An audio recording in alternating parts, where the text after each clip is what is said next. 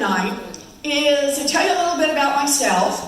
I would tell you a little bit about why I'm in this race. We'll take a few questions, and then if anybody wants to, I'll stay as long as you want and we'll do selfies. Let me just start by saying, I gotta bear some naked truth here for you all. I was born and raised in Oklahoma. Born and raised in Oklahoma. I have 3 much older brothers. I was what used to be called a late in life baby. My mother always just called me the surprise. So I have 3 older brothers. All 3 of my older brothers went off and joined the military. My brother Don Reed was in combat off and on in Vietnam for about 5.5 years. We were really lucky to get him back home. Very good, very lucky. My brother John was stationed overseas for about a year. My brother David, the youngest of the 3, was trained as a combat medic. Now, we have a rule in our family to this day, and that is never choke in front of David. The reason for that is, notwithstanding the fact that he is retired, he carries a sharpened pocket knife and is convinced he can perform an emergency tracheotomy. It makes for some very exciting moments at Thanksgiving. Anybody does, and we just roll back out of the room. Not me, I'm fine, David. But I'm close to my brothers. I love my brothers, and we stay close. All 3 of them are still back in Oklahoma. They are to this day referred to as the boys. And I stay in close touch with them. When I was growing up, our daddy had a lot of different jobs. He sold paint, he sold carpet, he sold fencing, he sold hard housewares. And when I was in middle school, the boys were all gone by then, and it was just my mama and my daddy and me. And my daddy had a massive heart attack. And we thought we were going to lose him. He pulled through, but he couldn't work for a long, long time. So I remember when we lost our family station wagon. I remember how my mama used to tuck me in bed at night and she'd kiss me and she'd close the door, and then I'd hear her cry. That's when I hear him talk. It's where I learned words like mortgage and foreclosure. And one day, I walked into my folks' bedroom, and there, laid out on the bed, was the dress. Now, some of you will remember the dress. It's the one that only comes out for weddings, funerals, and graduations. And there's my mother in her slip and her stocking feet, and she's pacing and she's crying. And she's saying, "We will not lose this house. We will not lose this house. We will not lose this house." She was 50 years old. She had never worked outside the home, and she was terrified. And finally, she sees me. I'm just a kid. I'm standing in the doorway, and she looks at me, and she looks at that dress, and she looks back at me, and she wipes her face, and she pulls that dress on, and she puts on her high heels, and walks to the Sears, and gets a full-time minimum wage job answering phones. That minimum wage job saved our house, and it saved our family. And for many, many years, I thought that this was just the story my mother had taught me. And that is, no matter how scared you are, no matter how hard it looks, when it comes down to it, you reach down deep, you find what you have to find, you pull it up, and you take care of the people you love. That's what I do.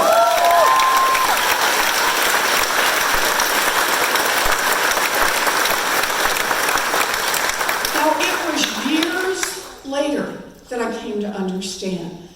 That wasn't just the lesson my mother taught me.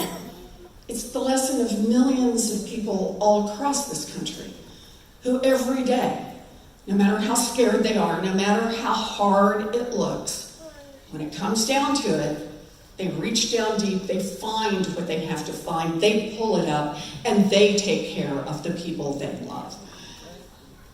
It was only years after that that I came to understand. It's also a story about government. Because when I was a girl, a minimum wage job in America would support a family of 3. It would cover the mortgage, it would pay the utilities, and it would put food on the table. Today, a full-time minimum wage job in America will not keep a mama and a baby out of poverty. That is wrong, and that is why I am in this fight.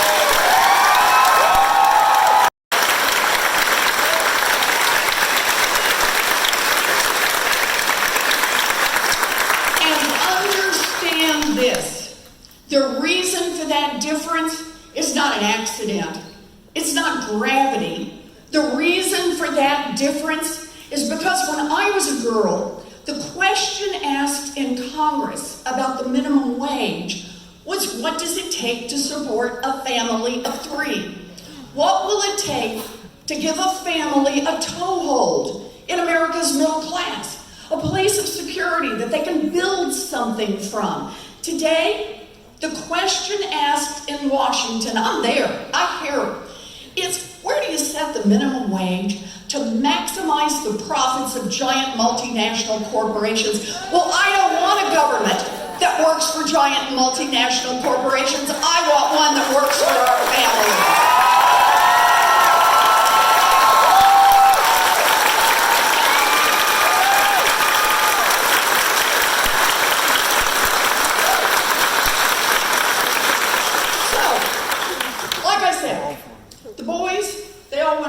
The military. Me, I had a different dream. I've known what I wanted to do since 2nd grade. Now I know some of you, 3rd grade, 4th grade, right, before you truly made up your mind. Not me. I've known what I wanted to do since 2nd grade, and I have never wavered on it. I wanted to be a public school teacher. Can we hear it for our line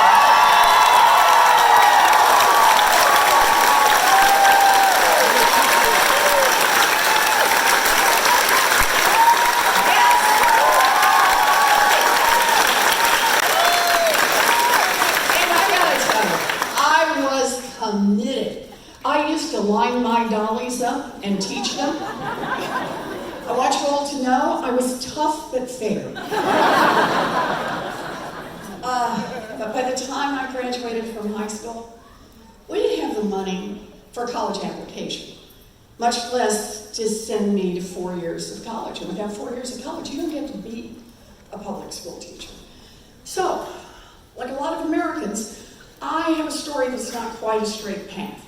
So here's how my story goes. I got a scholarship to college. Yay! Okay, then it starts to twist a little. I fell in love at 19, got married, dropped out of school, and got a minimum wage job, answering phones. Not to that guy. That's another twist in the story that's coming. So, a good life. It's going to be a good life. And when I chose it, it wasn't the dream. It wasn't the dream, and I thought I'd lost the dream. So here I am. I'm young, I'm newly married, and we're living about 45 minutes away from where I'm standing right now. And that's when I found it. The University of Houston, $50 a semester. That was my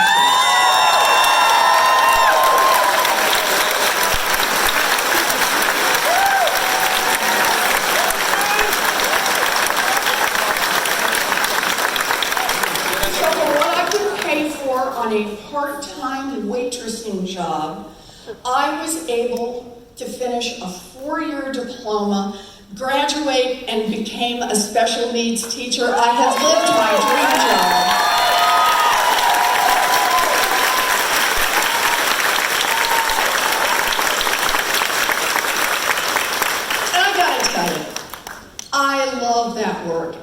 fact, it's not work. It's a calling. It's a calling. So here's the deal. I probably would still be doing that today, except there's another twist in the story, and here's the next twist in the story. By the end of my first year in teaching, I was visibly pregnant. And principal did what principals did in those days. He wished me luck and hired someone else for the job. So, those were the days. So I'm at home. I got a baby, can't get a job. I'll go to law school.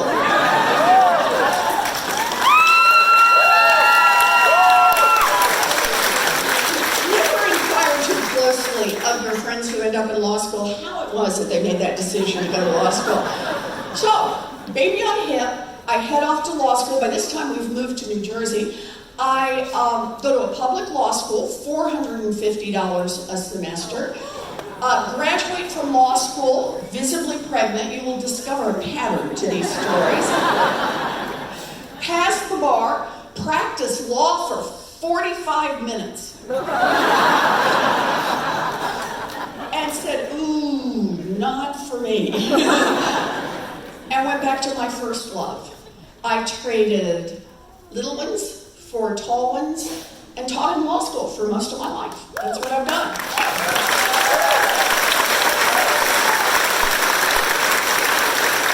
In fact, my first full-time, tenure track, ooh, that still sounds good, teaching job was at the University of Houston.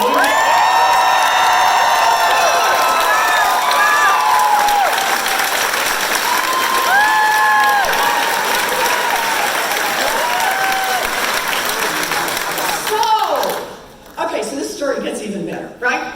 So, I'm back in Houston. Marriage didn't work out. I kind of grew up in those intervening years to be somebody neither one of us had expected. So, there we are. It happens. It happens. I got two little ones. I'm teaching. Teaching is, I loved it. I just loved it. I loved it. I loved watching faces and getting people engaged. But it was hard. I mean, I was just barely staying ahead of my students. So there I am with two little ones. Man, I'm getting dinner on the table at like 8 o'clock at night and doing baths. I'm doing laundry at 11 o'clock at night and class preps at midnight. It's hard to pull this, but I can do hard. I can do hard. You know what nearly killed me? Childcare. Childcare. We just kept cycling through them. So here I am, I'm a baby teacher, I'm just barely getting started. And first, it's the babysitter who was all in until one day she just doesn't show up and never comes back. And then we're off to a child care center that moves. Hello? And then to another one that smells bad. And then back to a babysitter who's doing something crazy. And then back to a child care center where Alex cried every single day, all the time. So it's spring by now. And I'm loving the teaching, but I'm failing at everything at this point. So my Aunt B, 78 years old, widow, back in Oklahoma City, she calls me one night. Long distance. Talk fast. So she says, hi. She says, hi, baby. She said, I just want to check and see how you're doing. And I said, fine. And then I said, I'm going to quit my job. And I burst into tears. And I cried, and I sobbed, and I heaved. Because I just couldn't do it. I was failing everybody. And my Aunt B listens, and she waits. She doesn't say there. She waits, and finally she says, well, she said, I can't get there tomorrow. She said, but I'll come on Thursday. And she arrived with 7 suitcases of Pekingese named Buddy and stayed 16 years.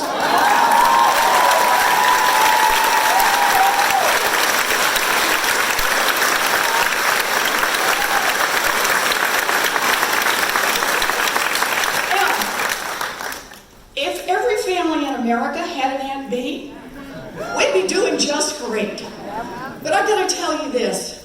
It is as hard, maybe harder, to find good child care that you can afford today than it was for me 2 generations ago. And that is why I'm on this ride.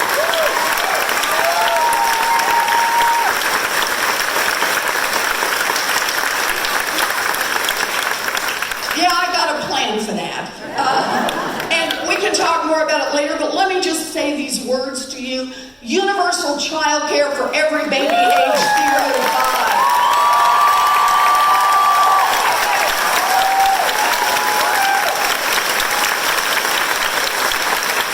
Because it's good for our babies, but also because I stand here today thinking how close to the edge I came. How near I was to just being knocked off the track.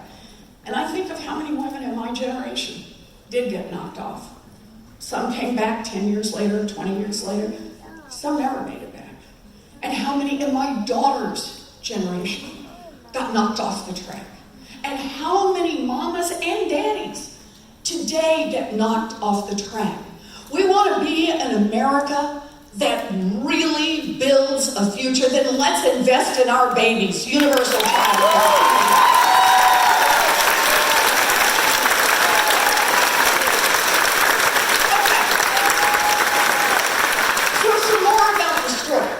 Okay, so universal child care, sorry about this. Oh, and then I met the forever husband, Bruce.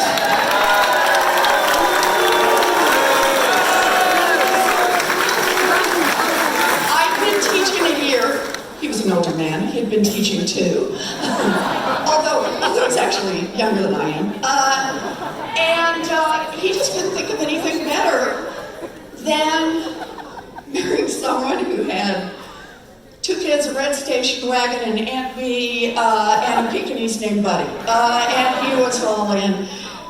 And I'm grateful every day of my life.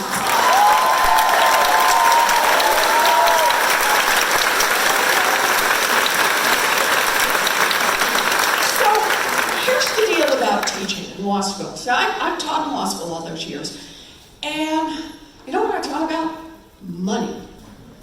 Now, probably because of the way I grew up, but I wanted to learn it all, and I wanted to teach it all. So I taught them all. I taught contract law and commercial law and secured transactions, and corporate law and partnership law and law and economics and bankruptcy law and debtor creditor law. I taught it all, but there was always one central question to what I taught, and that is, what's happening to working families in this country? Why is America's middle class being hollowed out? Why is it that people who work every bit as hard as my mother worked today find the path so much rockier and so much steeper, and for people of color, even rockier and even steeper?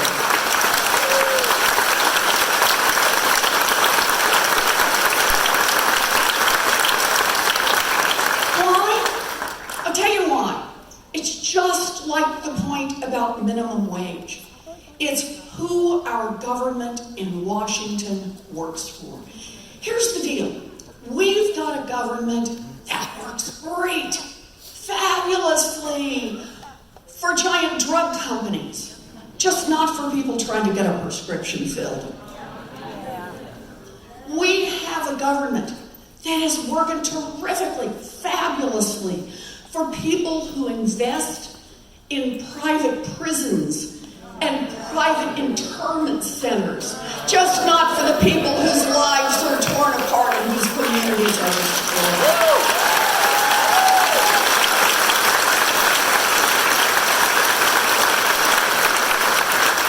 We have a government that works great for giant oil companies who want to drill everywhere, just not for the rest of us who see climate change bearing down upon us.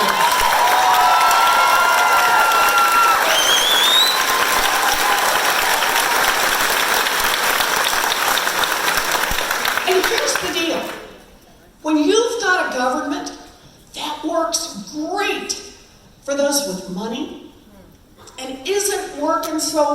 for much of anyone else, that is corruption, pure and simple, and we need to call it out.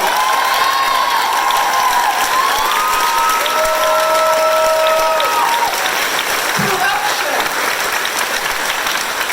And think about it this way. Whatever issue brought you here today, gun safety, right? Climate change, healthcare, prescription drugs, a criminal justice system that is badly broken. Whatever issue brought you here today, if there are decisions to be made in Washington, I guarantee they've been influenced by money. They've been touched by money. They've been moved by money. A little exception has been carved out for those with money. Right? Money, money, money has infected the decision making in Washington. In fact, let me tell you one quick story about this. So you go back and read, and in the early 90s, as a country, we're beginning to figure out global warming and climate change and what this means, the increasing storms. We don't have all the science right, we don't have all the language right, but we're getting it. And here's the deal. You go back and look, in Congress, Democrats and Republicans are working together. Think about it.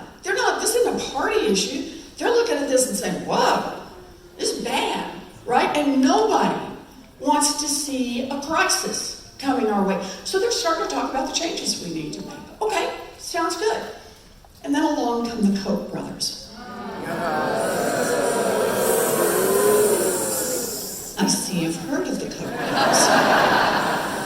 So the Koch brothers come along with some giant oil companies and along with a few big polluters.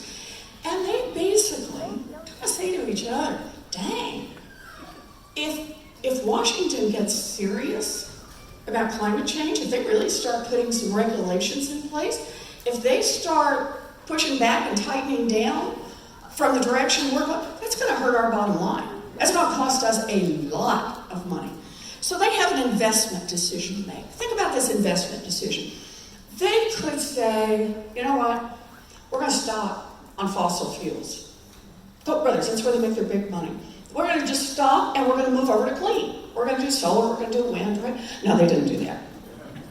They could have said, what we're going to do is we're going to really double down in the cleanup. Carbon capture, how to pull it out of the air, how to pull it out of the water, how to clean up our environment. They didn't do that. They made a different investment. They invested in politicians. They invested in Washington. And here's the part that is really just the worst of this. You know who they invested in? Bought and paid for experts. Folks who went to their bought and paid for think tanks in order to say, oh, I don't know about climate change. Maybe yes, maybe no, the dinosaurs liked it, lots of salad was available, grew fast, whatever. Why? Not because these guys didn't understand. Not because they needed help in understanding how it worked. No, they did it because it built an umbrella.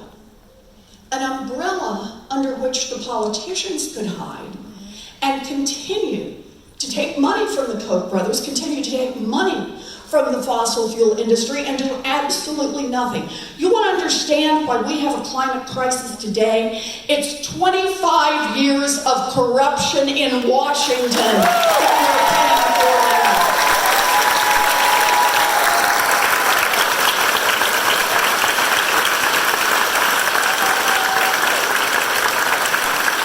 So here's the deal. We have a problem right at the center of our government. And that means we got to make some change. Not a little statute over here, not a couple of regulations over there, not a one-off here and a one-off over there. No, we need big structural change in this country. And you know where we need to start? We need to start by attacking the corruption head on.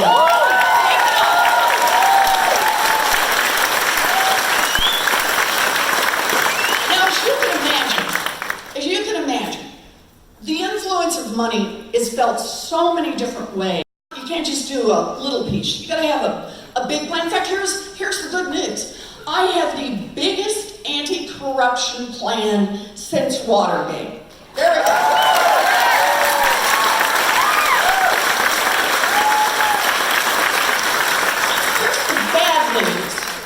We need the biggest anti-corruption plan since Watergate. So I'll just do a couple of samples of it, okay? First one, end lobbying as we know it.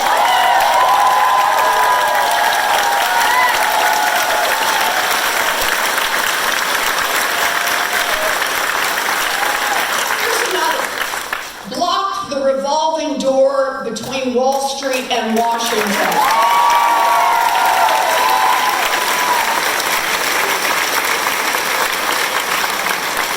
Here's one you might not have thought of.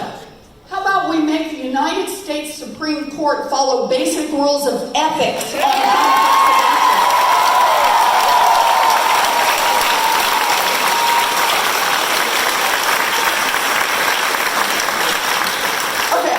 do this all day. But I'll do just one more that would really root out some corruption.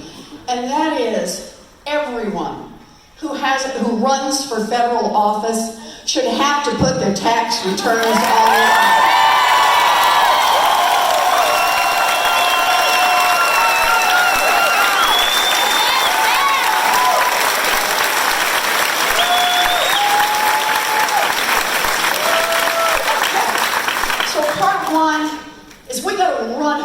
Against the corruption, disrupt it, push it back.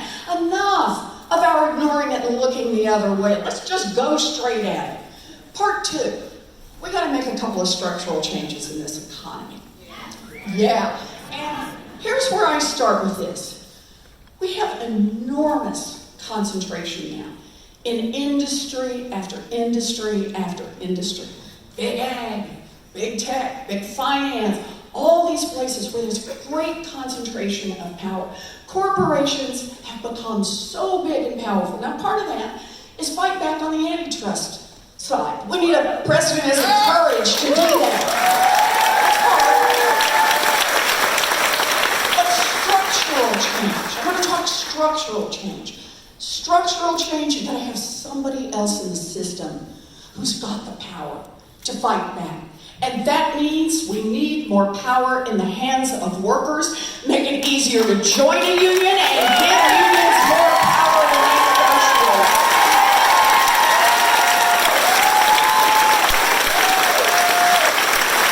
Unions built America's middle class. Unions will rebuild America's middle class.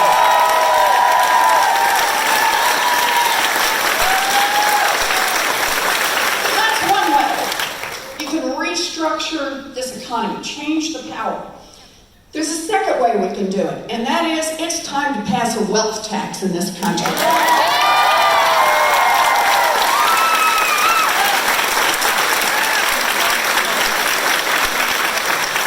So here's the plan.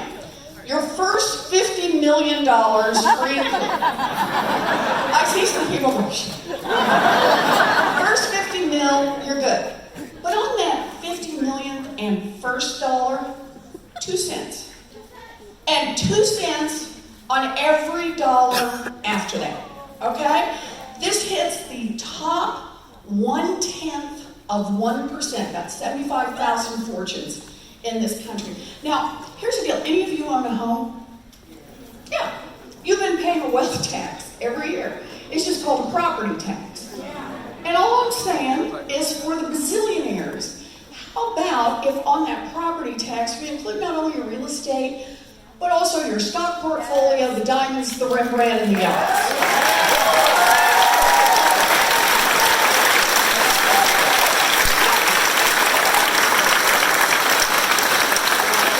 Understand this.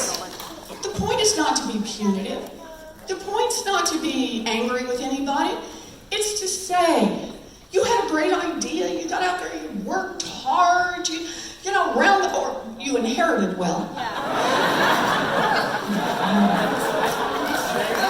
Either way, fortune here in America. And here's the deal. I guarantee that fortune was built in part using workers all of us help pay to educate.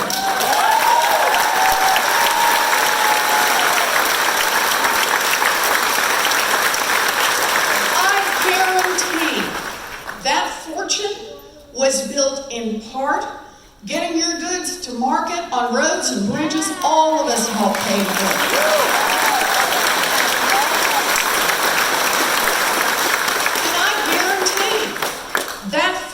Was built in part with the protection of police and firefighters all of us help pay salaries for.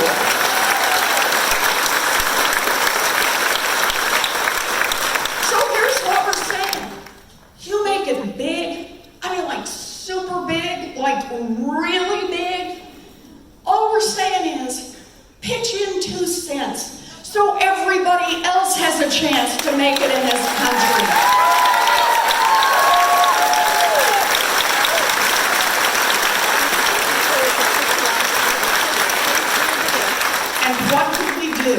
With 2 cents. So here it comes. What are we going to do with 2 cents? The very first thing we can do with 2 cents is universal child care for every baby age 0.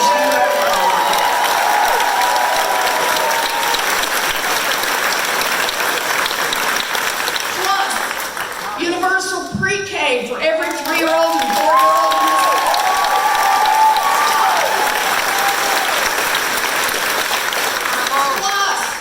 Raise the wages of every child care worker and preschool teacher in this country to the professional level they deserve.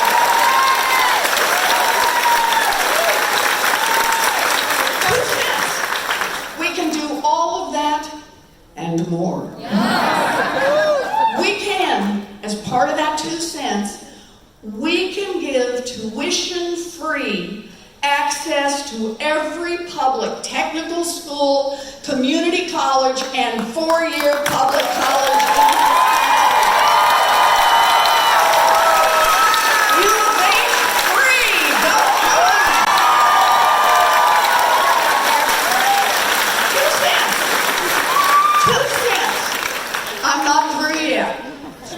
We can also, as part of that 2 cents, invest more than $50 billion in historically black colleges and universities.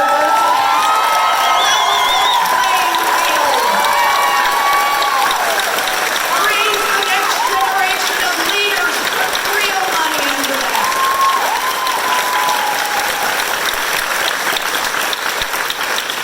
And I'm still not through. But I'll mention just one more. All of that we can do, plus we can cancel student loan debt for 9 hours.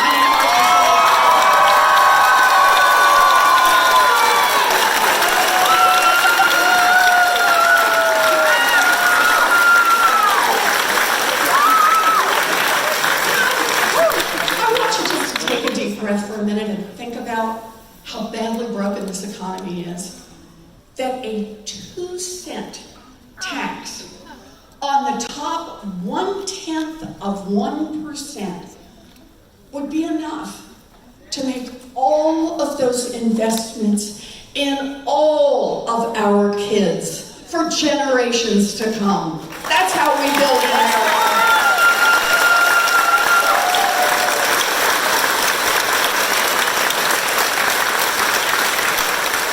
So, part 1, attack the corruption.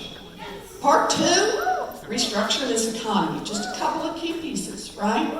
Part 3, protect our democracy.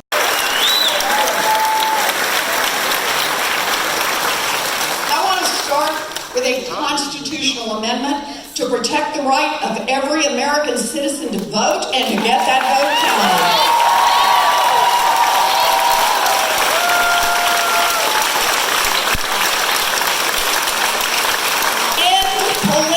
Gerrymandering.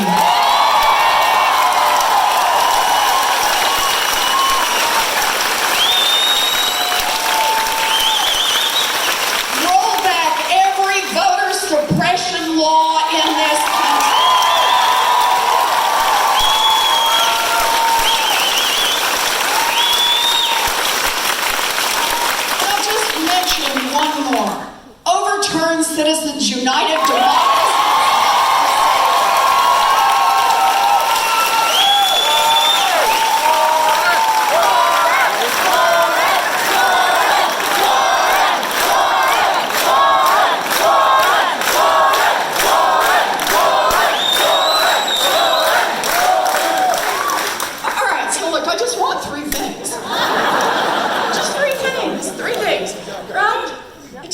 corruption, make a couple of structural changes in the economy, and protect our democracy. And for a lot of people, those may seem like three disparate places, but they're not. They're tied to each other. And for me, here's what they're tied to. Are we going to be a nation of real opportunity? Of true opportunity? An opportunity for every one of our kids to get a first-rate education. An America where every kid gets a chance to get a good job, to start a business, to start a family, to buy a house. Remember, I'm a special needs teacher. It means a lot of different things. An America where everybody gets a chance to live independently.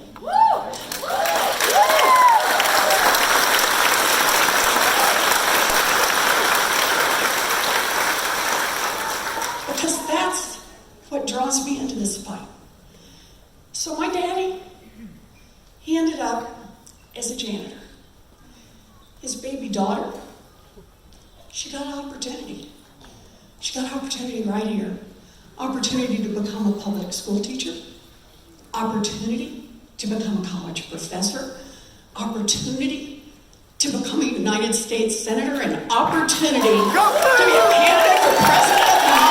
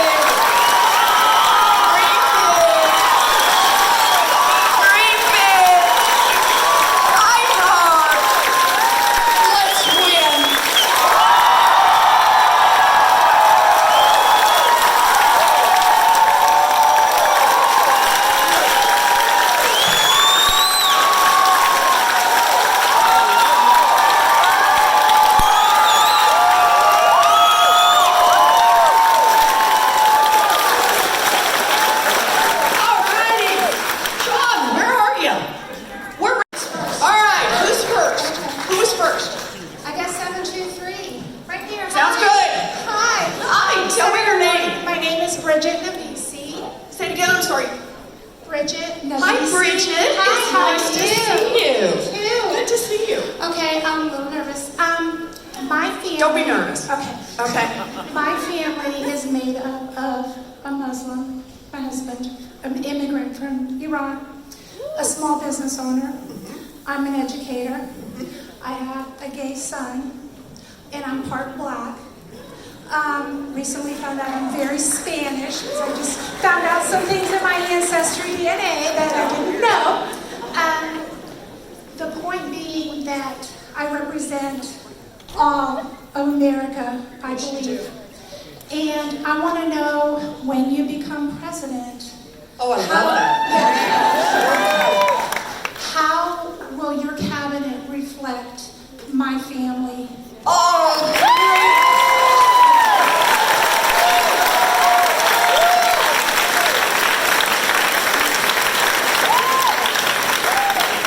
I love this question, Bridget. And let me do this in layers, if I can. I think if you want to understand what somebody's going to be like as president, look at what they're like right now. I walk the walk. I have a campaign team that looks like America. And that matters. And by the way, if I can, while I'm just on that little part, I really do want to say this in the context of the conversation we've just had about the influence of money. When I made the decision to run for president, I made a decision right then. I was not going to go behind closed doors with a bunch of millionaires and corporate CEOs. If I was going to do this campaign, I was going to do it grassroots with people all across this country. I have now done 105 town halls. Been to 22 states and Puerto Rico.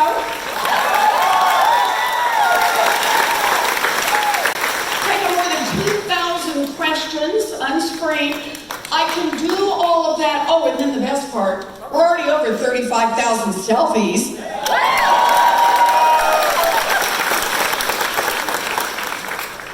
But it really is about having the time to do that, because I think you are the most important people in democracy. That's how this works. You know, I get it. people who are going to have more money than other people.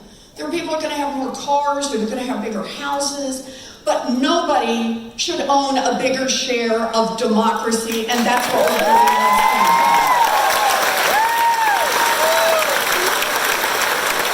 So back to your question, Bridget.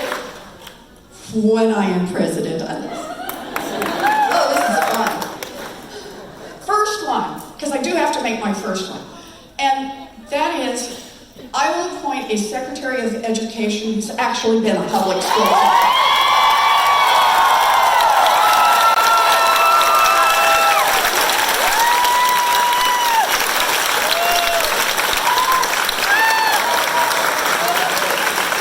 Betsy the boss need not apply. And then, it's easy, Bridget. I promise you this.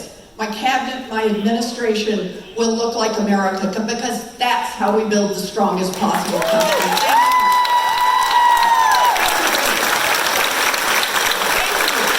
Okay, who we got next? A mic. Mike is right here. Mike is right here. I tell you what, how about you go third? We'll do second and we'll pass the... Oh, here, I'll take it. Never mind. I can do this. Oh, I am so good at this. Watch this. There we go. All right. That is a good t-shirt. Thank you. Okay. So my t-shirt, y'all, says, supercalifragilistic, racist, sexist, not my POTUS. So, my dear Senator Warren, I'm so honored to be speaking to you. I'm Marcy Baker Turner. Hi, Marcy. It's so good to meet you. Sorry, I'm sort of geeking Marcy, out. you've got a whole fan club now. It's always a good story. Whoa, see? Thanks, love you. So, my question for you is, as I am a woman of a certain age with a young child, you know, I know that there are times when I'm hanging out with my younger mom friends and, you know, we have these conversations where I'm talking about things and they have like no clue. So I know that there's a slew of people out there who need to see you like we did today, because if anybody had any questions about your, you know, your enthusiasm, your intelligence, what you bring to the table, obviously those questions should be dashed. But I hope so. yes. But my question is, what would you say to your critics who say, oh, she's of a certain age, or any of those things? Because I'm sure there's those morons out there who are thinking that. So I'd love for you to address that, because I am certainly not, but I want everybody to hear your answer. So is this a certain age question or a certain gender question? Oh, yes. Yes, ma'am, for sure. Yes, for sure. Because nobody asks guys that. Yeah, okay. So, I want to tell you about the decision I made to run for office. Not for president, but the one I made, it actually isn't that very long ago, back for the 2012 Senate race in Massachusetts. So here's how the world looks. I've been in Washington setting up the Consumer Financial Protection Bureau.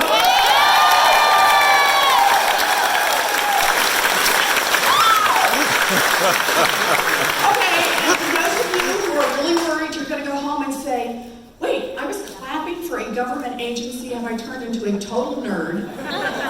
The answer is no, you're just smart. That little agency, which we put together after the financial crisis, has already forced big banks to return more than $12 billion directly to people.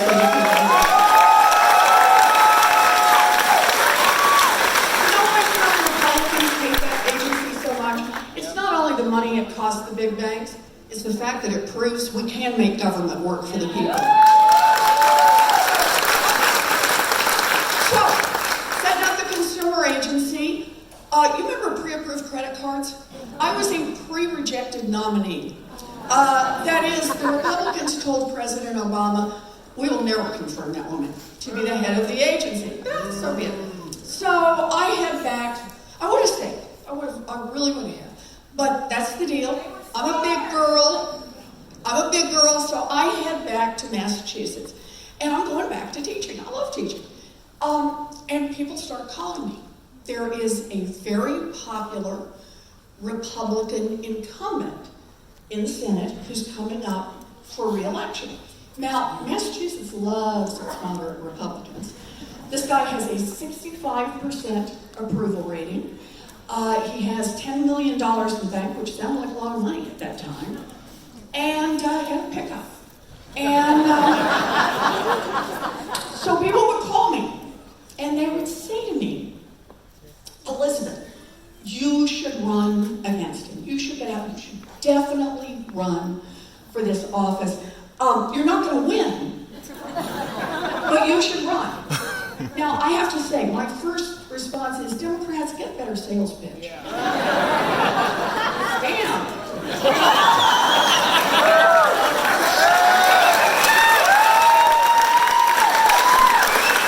And why was I not going to win? Well, because that guy a few years earlier had just beaten a, dare I say it, woman.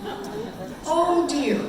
And as people said to me, friends said to me, you know, Massachusetts is just not going to elect a woman senator or governor. Not now.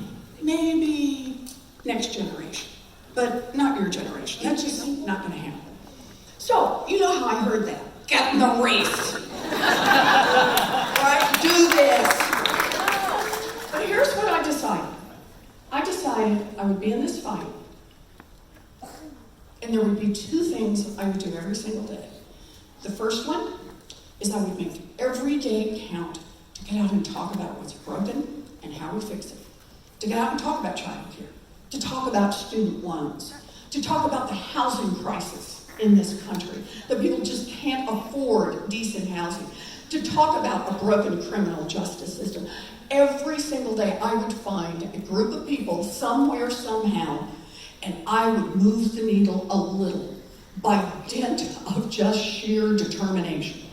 The second thing I said I would do, I said this to myself, I'm going to see a little girl every day, at least one, and when I do, I'm going to get down on my knees and I'm going to say, hello, my name is Elizabeth, and I'm running for Senate because that's what girls do.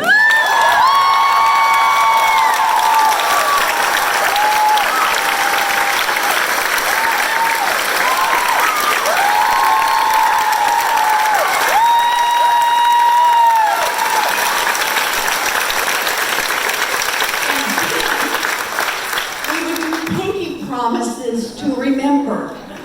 And we took lots of pictures and lots of pinky promises. So here's the deal. I started out against that guy who simply could not be beaten. I started out down 17 points. I beat him by 7.5.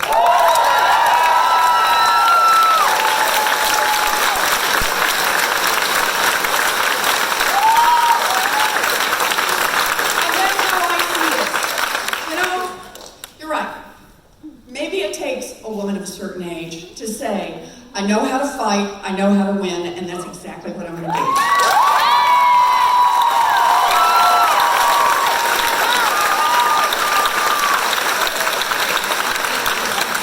Okay, everyone, we have time for one more question for the senator, and then she's going to have a photo line to the right where you get to take pictures with her. She's so gracious. Who's going to have the last number? Okay, last one. Who's got it? Make it a good one. Hi, tell me your name. Brooklyn Scott. Hi, Brooklyn. Let Brooklyn do her question here. Okay. Oh, his niece. Okay. All right, Brooklyn, look good for this question. Okay. What are you going to do about supplying clean water to Flint?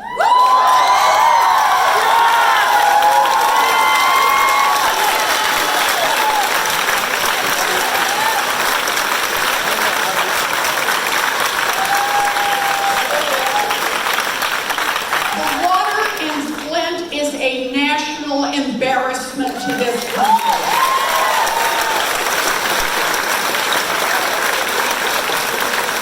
And it is the worst combination of people who made bad decisions and were never held accountable for them, and the refusal by a government, both in Michigan and in Washington, to work for the people. You know, this has got to be the heart of it. every question keeps coming back for me to this central point. Who does government work for? We've got a government that works great for billionaires. Did you see? They got their tax breaks in what, 5 weeks? Something like that. Washington, they can't move, but boy, could they do those tax breaks. A government that works great for those who hire armies of lobbyists. But the children of Flint don't have armies of lobbyists. And so they got left behind. They got left behind like the children at the border who are separated from their parents.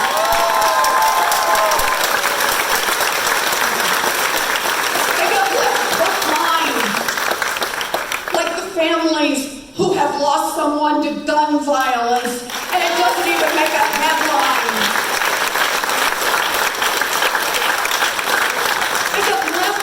In a world where Washington talks and talks and talks about criminal justice reform, but refuses to make the changes that would give people a chance to live and to heal, and communities to prosper. And that's why, for me, all of this ties together. It's why, for me, every part about this is using 2020 as our chance to make our government work for us. That's what it's about. It all intersects with. So, let me just say this as we wrap this up and do some pictures, but it's right to the heart of what you're talking about.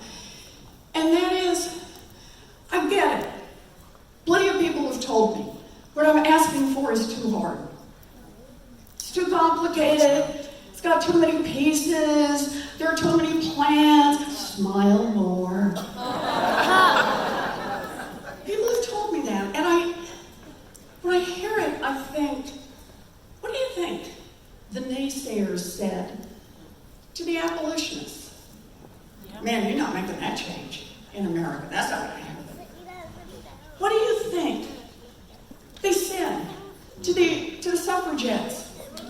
Give up now. That's not going to happen, right? No, you're not going to be able to get that done. What do you think they said to the early union organizers? Just too hard. Quit now. What did they say to the foot soldiers in the civil rights movement? Quit now. This is too hard. What did they say to the LGBTQ activists who wanted equal marriage? Quit now. This is too hard. Give up. But they didn't give up.